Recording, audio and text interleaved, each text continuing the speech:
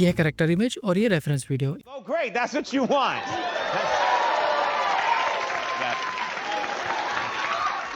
इसमें जो हो रहा है सेम वैसे ही ये स्टेप कर रहा है and from expressions to movements सब अच्छे से जनरेट कर सकता है। इससे आप काफी अच्छी क्वालिटी के प्रोफेशनल लुकिंग वीडियोस बना सकते हो, जिसे अच्छे खासे एनिमेशन टूल से करना काफी मुश्किल और टाइम कंज्यूमिंग होता है। बट यही काम ये वन एनिमेट कुछ ही मिनटों में कर देगा, बशर्ते आपके पास इतनी वीरैम होनी चाहिए। ये ओपन सोर्स है और इसे आप डाउनलोड करके लोकली अपने कंप्यूटर में चला सकते हो। करेक्टर स्वैप, तो इसका कुछ ये काम है कि कोई भी एक करेक्टर इमेज लीजिए और एक रेफरेंस वीडियो, किसी भी एक्टर का कोई सीन या किसी का कोई डांस स्टेप, मॉडल फिर उस करेक्टर के एक्सप्रेशंस, जेस्चर्स और बॉडी मोशंस उठाएगा और आपके चोजन करेक्टर पर उसे मैप कर देगा। मतलब एक तरफ एक्टर परफॉर्म कर रहा है और दूसरी तरफ आपका एनिमे, कार्टून करेक्टर या इवन आपकी फोटो सीमलेसली एनिमेट होती हुई दिखेगी। Now consistent lighting and colour tone replication, इसके लिए इन्होंने रीलाइटिंग लॉरा इसका यूज किया है। ये एक एडवांस्ड एड ऑन है जो इंश्योर करता है कि नए कैरेक्टर पर एनवायरनमेंट की असली लाइटिंग और शेडोज अप्लाई हो। इसे इस तरीके से देखो, अगर ओरिजिनल वीडियो में लाइट लेफ्ट या राइट साइड से आ रही है तो रिप्लेस किया हुआ कैरेक्टर भी एग्जैक्टली वैसे ही लाइटेड दिखेगा। जनरलाइजेबल आर्बिट्ररी कैरेक्टर एनिमेशन, मतलब ये सिर्फ रियल वर्ल्ड नहीं बल्कि anime,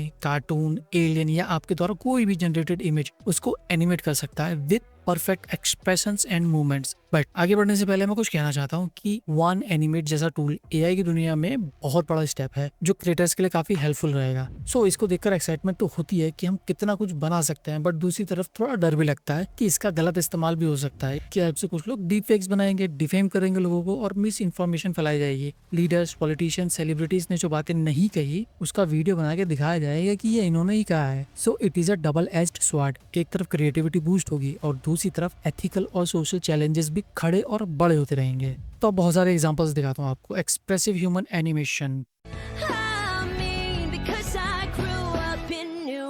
You know, I should change. Why should I change? I'm never even gonna find out who I am, and you want me to change? This one was quite good. अगला है character animation जो हम देख ही चुके हैं, और dynamic motion and camera.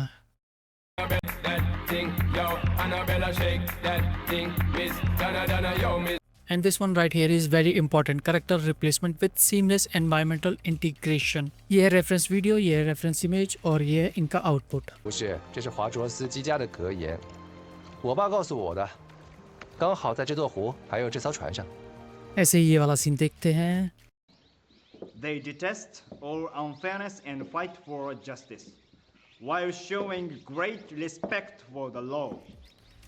इसके चेहरे पे एक्सप्रेशन नहीं थे तो इसके पे भी नहीं थे, लेकिन हाँ ये और ये दोनों फोटोज थोड़ी बहुत मिलती जुलती नहीं लग रही हैं, बट इतना तो चलेगा यार। Now next one is consistent lighting and colour tone replication. Reflection देखो लाइट कहाँ से आ रही है और रिफ्लेक्ट कहाँ पे कर रहा है। इस वीडियो में कोई आवाज नहीं है तो खाली शेडोज पे ध्यान दो, कहाँ से आ रही है लाइट का इफेक्ट, कहाँ से आ रहा है। नाउ क्वालिटेटिव कंपैरिजन, इन्होंने जो जनरेशन की है उनको दूसरे मॉडल्स के साथ कंपेयर भी किया है। This one is animate anyone, one ways, runway act 2, byte dance, dream actor M1 and ours, जो कि वन एनिमेट है। सो ये है रेफरेंस वीडियो, ये है रेफरेंस इमेज।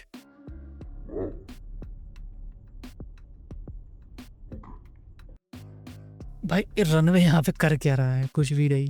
सबसे अच्छा तो इन्हीं का लग रहा है। वाहन वेस ने तो अलग से ही कुछ हाथ जनरेट करती है और इसके अजीब अजीब से हो रहे हैं। अगला एग्जांपल देखते हैं। Wants to, but because he can't afford to live in the city, even though he is. इनके इस रिसर्च पेपर का लिंक आपको डिस्क्रिप्शन में मिल जाएगा। बाकी ये GitHub पे वेट्स हैं इसके, यहाँ से आप डाउनलोड कर सकते हो। इसको इंस्टॉल करने का तरीका भी यहाँ पे लिखा हुआ, कैसे इंस्टॉल कर सकते हो। तो इसके लिए वीडियो जो चाहिए आपको, उसके लिए मैं आपको इस चार्ट को दिखाना चाहूंगा। पहले इसको फुल स्क्रीन पे कर लेता हूँ। तो इस मॉडल को अपने कंप्यूटर में लोकली रन करने के लिए आपको कितने GPU लगेंगे। ये है टाइम, ये है पीक मेमोरी यानी GB। So this one here is time. यहाँ पे GPU का मॉडल लिखा हुआ, कौन सा GPU लगेगा, नंबर ऑफ GPUs, एक GPU कितने में करेगा, 4 GPU और 8 GPU कितने में करेंगे, और रेजोल्यूशन 720x480। अगर आप 5 बिलियन वाला मॉडल यूज करना चाहते हैं तो आपको 4090 लगेगा कम से कम, जिसमें 24 GB VRAM होती है और उसमें 720 पिक्सल रेजोल्यूशन ही मिलेगा। एक GPU इतना टाइम लेगा, यानी लगभग 8 से 9 मिनट के आसपास। 4 GB यूज करेंगे तो इतना, और 8 GB यूज करेंगे तो इतना। सो S20 ये लगभग 80 या 90 GB का मेरे ख्याल से है, और A100 उससे भी ज्यादा। तो कम से कम आपको 80 GB VRAM तो चाहिए होगी, जो कि 14 बिलियन मॉडल वाला आपके लोकली कंप्यूटर में चला सके। मिनिमम क्राइटेरिया छोड़ के अगर मैं देखूँ कि अगर आपके पास 10 से 12 GB का भी है तो तो भी आप उसको जनरेट करा सकते हो, लेकिन उसमें आपको ये 24 GB वाला था उससे डबल टाइम लगेगा, यानी 12 GB में आप जनरेट कराओगे तो कम से कम आपको 18-20 मिनट या 25 मिनट लग जाएगा जनरेट करने में। वो भी 5 बिलियन वाला पैरामीटर वाला मॉडल। 14 बिलियन पैरामीटर वाला मॉडल वो नहीं चलेगा, 24 GB में तो नहीं चलेगा। उसके लिए आपको कम से कम देख लो यहाँ पे 40 GB VRAM तो चाहिए ही चाहिए, 40 GB। तो कन्फी UI में अगर ये आएगा तो एक GGUF यानी उसका क्वांटाइज्ड वर्जन आएगा, उसमें आप यूज कर सकते हो कम से कम VRAM में। मेरे ख्याल से तब भी आपको 6 GB से तो ऊपर VRAM चाहिए ही होगी, लेकिन वहाँ पे क्वांटाइज्ड वर्जन आएगा, तो देखते हैं कैसा आएगा। और अदरवाइज आप इसको यहाँ पे भी इसको देख सकते हैं, हगिंग फेस पे भी इसका मॉडल, और इसके 4 अलग अलग मॉडल्स है, यानी speech to video, text to video 5 billion parameter वाला, 14 बिलियन वाले, इमेज टू टेक्स्ट और टेक्स्ट टू वीडियो वाले। तो ये थी आज की वीडियो, आपको कैसी लगी मुझे कमेंट करके जरूर बताइएगा। मिलते हैं अगली वीडियो में, तब तक के लिए सी यू लेटर एलिगेटर।